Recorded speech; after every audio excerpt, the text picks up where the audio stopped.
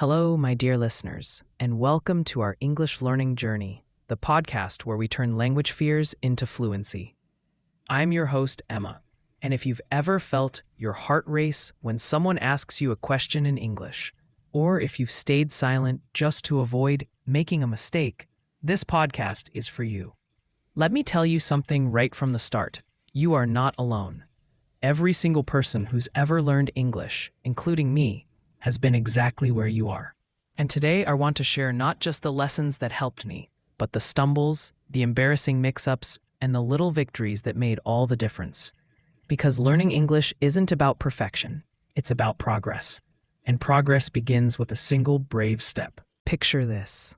It's my first week in London, and I'm standing in a cafe, staring at the menu, like it's written in hieroglyphics.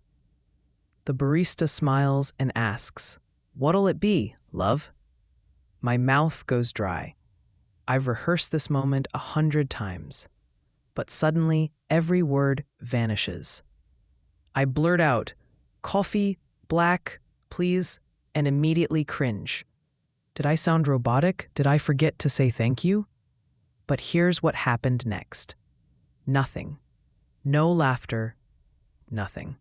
No eye-rolling, just a steaming cup handed to me with a "Cheers, darling." That tiny exchange taught me a life-changing truth. People aren't judging your English. They're just happy you're trying. And that's the first secret I want you to hold on to. Courage is louder than grammar. Now, let's talk about why English feels so intimidating. For many of us, it's not just the vocabulary or the verb tenses. It's the fear of sounding wrong. But here's a fascinating fact. Researchers at the University of Michigan found that our brains process language mistakes as growth signals. Every time you say, "she go to the park," and someone gently corrects you with, "she goes," your brain files that away like a software update. The more you speak, the more updates you install. Think of it like building a muscle. You wouldn't expect to lift heavy weights on your first day at the gym, right? Language works the same way. Those awkward pauses, those moments when you have to gesture wildly because the word escapes you, they're not failures. They're proof you're building something incredible, your voice in a new language. One of the biggest breakthroughs in my journey came when I stopped waiting to feel ready to speak. Spoiler, that day never comes. Fluency isn't a destination, it's a direction. So I started small. I'd describe what I saw out loud. Blue car, loud dog, pretty tree. Like a toddler learning to name the world. Then I graduated to narrating my day while cooking. Now I'm chopping onions. They smell strong. My eyes are watering. It felt ridiculous, but within weeks, I noticed something magical. I'd begun thinking in English. No more translating in my head. The language was becoming part of me, not just a tool I used. And that's when I realized, fluency isn't about knowing every word. It's about making the words you know work for you. Let me share a game changer, the 5-minute rule. Set a timer for 5 minutes every day and speak English to your pet, your mirror, or even a houseplant. No stopping, no editing. If you blank, say and keep going. Why does this work? Because it trains your brain to flow.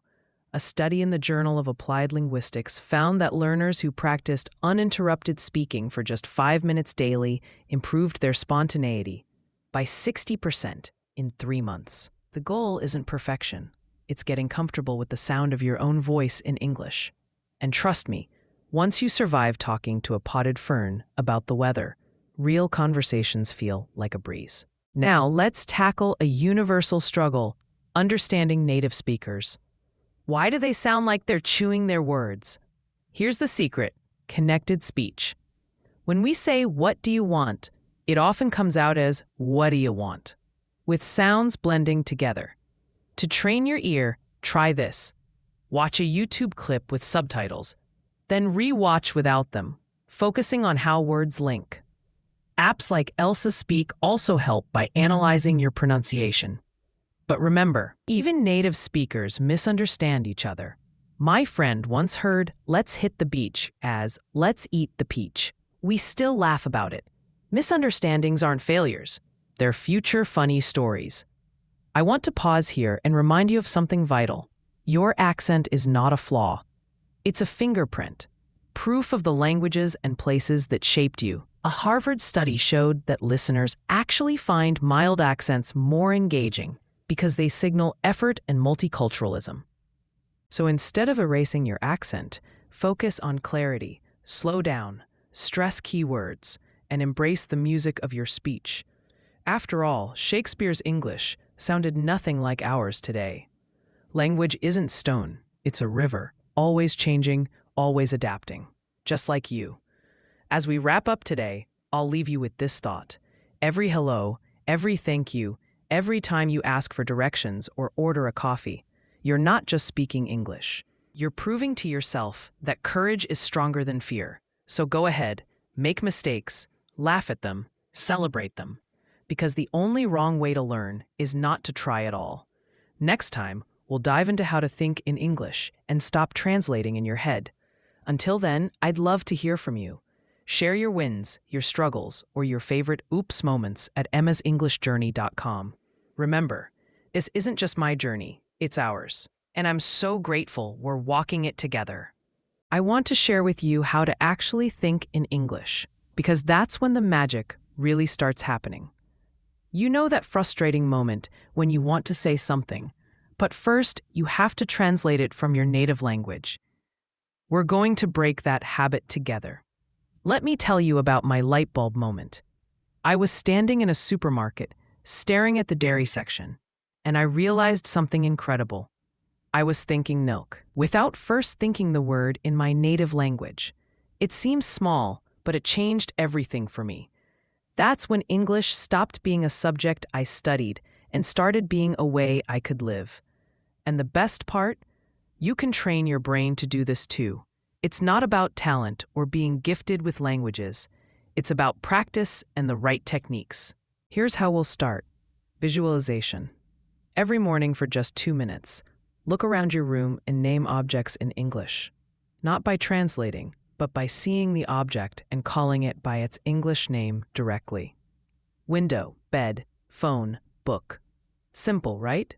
But this rewires your brain to associate the object with the English word directly, cutting out the translation middleman. A study from Oxford University found that learners who did this daily improved their recall speed by 40% in just 1 month.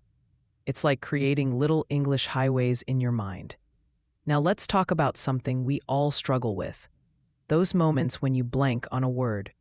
Instead of panicking or switching languages, try this. Describe what you mean. Can't remember giraffe? Say the tall animal with the long neck. This isn't just a crutch. It's actually how native speakers communicate too. We call this circumlocution, and it's a superpower for language learners. The more you practice this, the more fluent you'll sound, even when you don't know every word.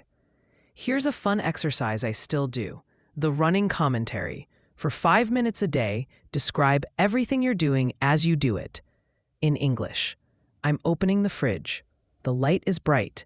I'm taking out an apple. It feels cold and smooth. It feels silly at first, but this forces your brain to form thoughts directly in English. One of my students, Marco from Italy, did this while making breakfast every morning.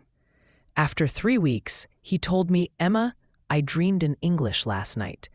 That's when you know it's working, when English seeps into your subconscious. Now let's tackle a big fear, grammar. So many learners tell me, I'll speak when I know all the grammar. But here's the truth. Native speakers make grammar mistakes all the time. The key is to learn the most useful grammar first. Start with the present simple, I eat. Then add the continuous, I am eating. Then the past, I ate. That covers about 80% of daily conversations. Linguists call this the Pareto principle. 20% of the grammar does 80% of the work. Focus there first, and your confidence will skyrocket. I want to share a story about my friend Lee from China. She was so worried about perfect grammar that she barely spoke for months. Then, one day, her host family's dog got sick, and she had to explain it to the vet. mistakes and all. And you know what? The vet understood perfectly. That emergency taught Lee more about The moral? Don't let perfect grammar silence you. The world won't end if you mix up he and she. I still do sometimes when I'm tired. Let's talk about pronunciation, but not in the way you might expect. Instead of obsessing over sounding native, focus on being understood. There are hundreds of English accents worldwide, and they're all valid. The key is clarity. Try this. Record yourself reading a short paragraph, then listen back. Can you hear each word clearly? If not, slow down. English is a stress-timed language, meaning we emphasize certain words more than others. Try saying, I want to go to the park. Hear how want, go, and park jump out? That rhythm is more important than individual sounds. Here's a game changer, the shadowing technique. Find a short audio clip, a podcast or movie scene where you love the speaker's voice. Listen to a sentence, pause, and imitate it exactly, their rhythm, their tone, even their pauses. It's like being a linguistic parrot. Research shows this improves pronunciation faster than any other method. My student Ahmed from Egypt shadowed Barack Obama speeches for 10 minutes daily. After 2 months, people asked if he'd lived in America. Now, let's address the elephant in the room. Fear. That knot in your stomach before speaking. Here's my 2-step trick. First, breathe deeply for 5 seconds. Try it with me now. Inhale. Exhale. Second, remember that most native speakers admire you for trying. Think about it. If someone tried speaking your language, would you judge them or cheer them on? Exactly. Be that kind to yourself. Every time you use English, whether it's perfect or messy, whether it's with a stranger or just talking to your cat, you're not just learning a language. You're expanding your world. You're adding new colors to your life's palette, and that's something to be proud of every single day. Let's dive straight into one of the most powerful tools for fluency, listening. Not just passive hearing, but active, engaged listening that rewires your brain. Have you ever noticed how babies learn language? They don't start with grammar books. They immerse themselves in sounds, patterns, and rhythms long before they speak. We can learn the same way.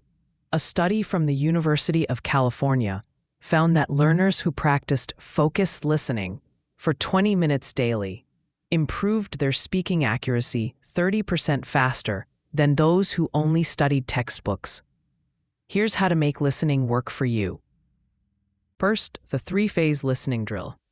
Choose a short audio clip, 30 seconds max. Phase 1, listen for general understanding. What's the topic? Phase 2, pick out 3 to 5 keywords. Phase 3, shadow the speaker, pausing to repeat each phrase exactly. This trains your ear, vocabulary, and pronunciation simultaneously. My student Fatima used this with TED Talks and went from understanding 40% to 90% of conversations in 6 months. The secret: consistency over perfection. Now, let's tackle a universal frustration: fast speech. Native speakers don't just talk quickly, they use reductions. Going to becomes gonna, want to becomes wanna. Instead of fighting it, embrace it with the contraction challenge. For one day, use only reduced forms in your thoughts. Think, I want a coffee, instead of I want to drink coffee. It feels unnatural at first, but soon you'll start hearing these patterns everywhere. This is how I finally stopped asking people to repeat themselves on the phone. Accents can feel like another hurdle, but here's a paradigm shift. There's no correct accent. English has over 160 dialects worldwide. The key is exposure. If Indian English confuses you, watch Bollywood interviews. If Scottish accents trip you up, try the Outlander TV series. Your brain is amazingly adaptable. A Cambridge study showed that just 2 weeks of daily exposure to a new accent improves comprehension by 50%. Start with 5-minute clips, then gradually increase. Remember, even native speakers struggle with unfamiliar accents. I once needed subtitles for a heavy Australian drama. Let's talk about music, Singing along to English songs isn't just fun, it's neuroscience. When you sing, you activate the brain's right hemisphere, emotion creativity, while processing language, left hemisphere. This dual activation creates stronger memory pathways. Create a fluency playlist of clear-voiced artists like Adele or Ed Sheeran. Print the lyrics, underline new phrases, and sing loudly in the shower. One of my students memorized all of Queen's Bohemian Rhapsody. His idiom's usage skyrocketed afterward. Now, for a controversial truth, you don't need to understand every word. In fact, fixating on unknown vocabulary can paralyze you. Try the 80-20 rule. Focus on the 20% of words carrying 80% of the meaning. If someone says, "The weather made, the party made, enjoyable," you'd guess bad weather ruined the outdoor party, or great weather enhanced the garden party. Context fills the gaps.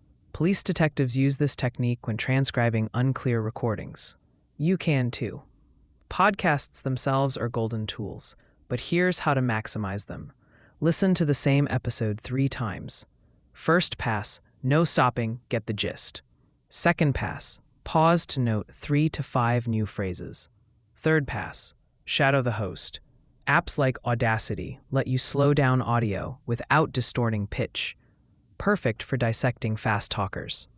Pro tip: choose podcasts with transcripts, like this one, to check your comprehension afterward. Ever get mentally exhausted from listening? That's your brain building new neural pathways, like muscle soreness after a workout. The power pause technique helps. Every 15 minutes, close your eyes for 60 seconds and mentally summarize what you heard in simple English. This consolidation boosts retention by up to 70%, according to MIT research. I used this while binge listening to The Daily. Within months, I could debate American politics in English. Now, let's address a sneaky confidence killer: comparison. Social media makes it seem like everyone is fluent except you, but progress isn't linear. Track your growth with a listening log. Note the date, material, example, CNN clip, and comprehension percentage. Over time, you'll see tangible improvement. One client discovered her comprehension jumped from 40% to 85% on similar materials in 4 months, a boost no Instagram reel could provide. There is an ultimate hack too: passive listening. Play English audio, audiobooks, news, even sitcoms at low volume while doing chores. Your subconscious absorbs rhythms and patterns. A European Journal of Psychology study found this method improved learners' accent and intonation by 22% with zero active effort. I leave BBC Radio 4 on while cooking. Now my scrambled eggs come with a British accent. Let's talk about vocabulary, but not the way you've been taught. No more endless flashcard drills that leave you remembering words for a test, but drawing blanks in real conversations. The secret isn't memorizing more words. It's making the words you know work harder for you. Think about it.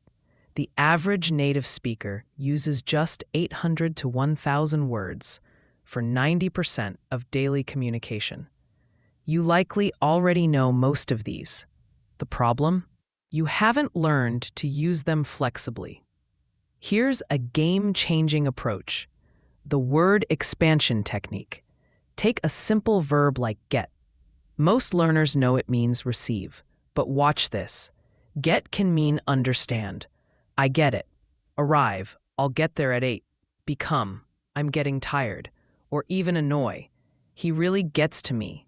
That's 5 uses from one tiny word. Spend 1 week exploring all meanings of just 5 common words. You'll gain more practical vocabulary than from memorizing 50 isolated terms. Now let's destroy a myth. You don't need fancy words to sound fluent. In fact, research from the University of Nottingham shows simple language used precisely makes you sound more confident and natural. Instead of saying, "I'm extremely fatigued," try, "I'm exhausted." Swap utilize for use, commence for start. Mark Twain once said, "Don't use a $5 word when a 50-cent word will do." This is especially true in spoken English, where connection matters more than complexity. Here's my context clue challenge. When you encounter a new word, don't just write the definition.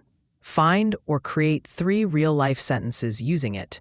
For frustrated, you might write, 1. I felt frustrated when I forgot the word mid-conversation. 2. The slow Wi-Fi frustrated everyone in the cafe. 3. She has a frustrated tone because the project was canceled. This builds neural connections so the word comes naturally when you need it. My student Elena did this with just 10 words per week and doubled her active vocabulary in 3 months. Ever had this happen? You learn a word today, recognize it tomorrow, but can't recall it next week. That's your brain's use it or lose it policy. The spaced repetition sweet spot fixes this. Review new words at increasing intervals. 10 minutes after learning, then 1 hour.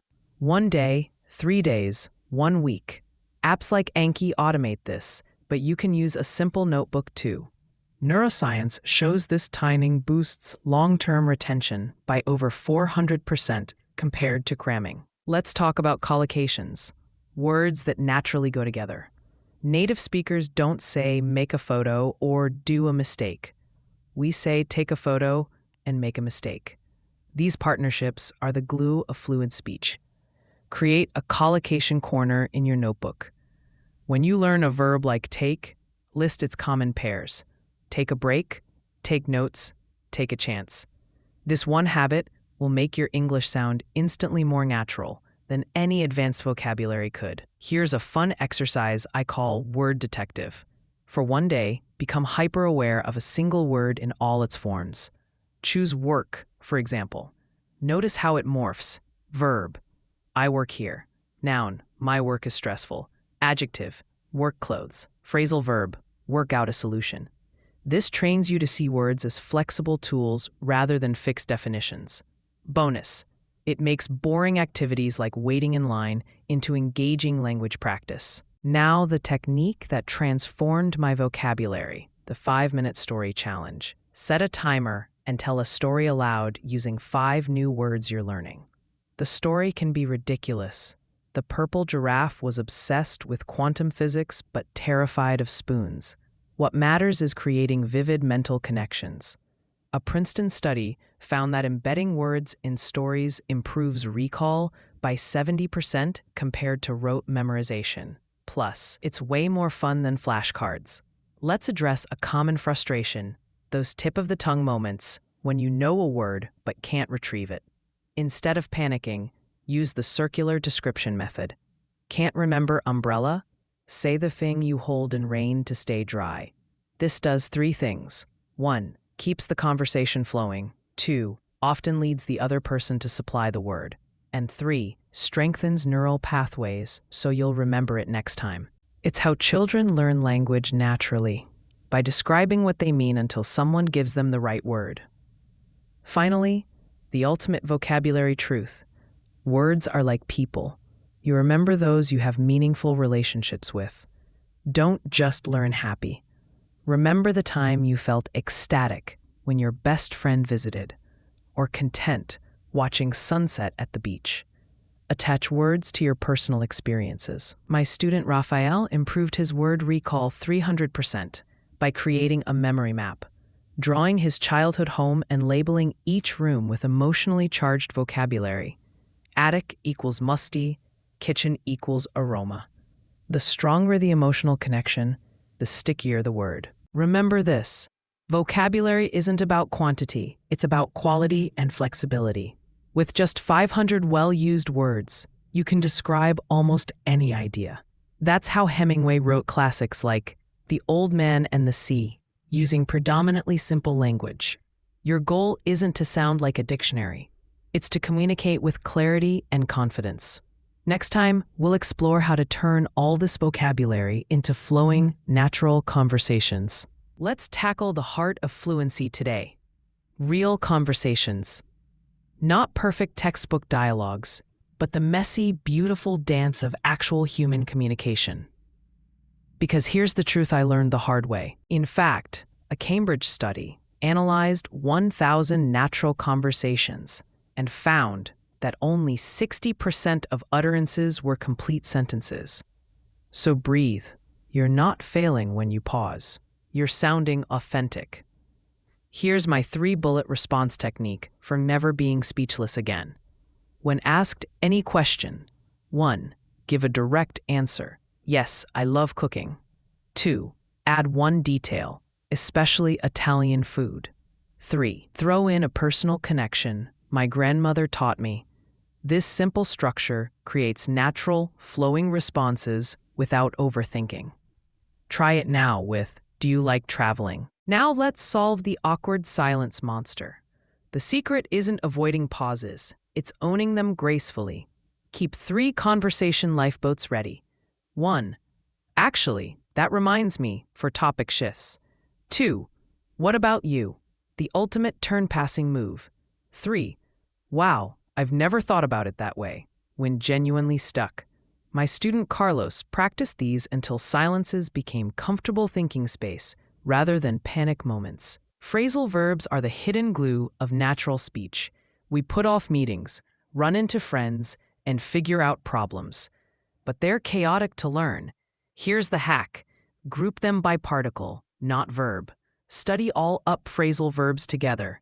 Give up, cheer up, dress up. Notice how up often implies completion or improvement. This pattern recognition cuts learning time in half. I created a phrasal verb comic strip where characters use them in silly scenarios. The crazier the story, the better they stick. Let's talk about listening, the most underrated speaking skill. Active listening creates better conversations than perfect grammar ever could. Practice the echo technique. 1. Eye contact. 2. Casual nods. 3. Sounds. 4. Occasional paraphrasing. So you're saying. This builds rapport and buys you processing time. A Harvard study found people rated non-native speakers as more fluent when they used these cues, even with frequent grammar errors. Cultural small talk varies wildly, and getting it wrong can derail conversations. Here's your cheat sheet. In America, weather is safe but brief. Crazy rain today, huh? Yeah, I almost forgot my umbrella. In England, transit complaints unite everyone. The tube was packed this morning. In Australia, casual invitations are common. We should grab a coffee sometime, often just polite, not literal. Observe how locals initiate chats. It's the ultimate cultural hack. For advanced practice, try topic threading. When someone mentions work, mentally prepare 3 related subtopics: industry, work-life balance, remote work trends. This creates seamless transitions instead of jarring topic jumps. My most confident student, Aisha, visualizes conversations as tree branches. Each comment offers new branches to explore. It turned her from nervous to naturally conversational in weeks. Finally, the ultimate mindset shift. View every conversation as a ping-pong match, not a performance. Your goal isn't to impress, it's to keep the ball in play. Some returns will be weak, some strong, but the game continues either way. I keep a conversation wins journal noting small victories, used though naturally, nailed a joke. Over time, these build unshakable confidence. We've covered so much ground together, from those first shaky steps into speaking to thinking in English, building vocabulary naturally and flowing through real conversations. But before we wrap up, let's talk about the most important lesson of all. Your English journey never really ends. And that's beautiful. Fluency isn't some distant finish line you cross. It's more like a city that keeps expanding the more you explore. Even I still discover new words, stumble over tricky pronunciations, and have days where my grammar goes on vacation. The difference? Now I celebrate these moments as proof I'm still growing. Think back to when you started listening to this podcast. Maybe you hesitated to say hello to a neighbor in English. Now, you've got tools to think directly in English, strategies for natural conversations, and, most importantly, the knowledge that every native speaker you admire once felt just as unsure as you do sometimes. So here's your final challenge. For 1 week, track your micro wins. Did you understand a movie line without subtitles? Note it. Nail a phrasal verb naturally. Write it down. These small victories are your true measure of progress. After 7 days, read your list aloud. That's your real English level, not some test score. This isn't goodbye. It's see you out there. In cafes where you'll confidently order. On video calls where you'll share ideas. In bookstores where you'll grab that novel in English and think, I can read this now. Your voice matters in this language as much as any native speaker's. The only question left is where will your English take you next? Thank you for letting me be part of your journey. This is Emma, signing off with one last reminder. However far you've come, however far you have to go, you're already someone's proof that it's possible. Keep speaking. Keep stumbling. Keep shining. The world is waiting to hear you.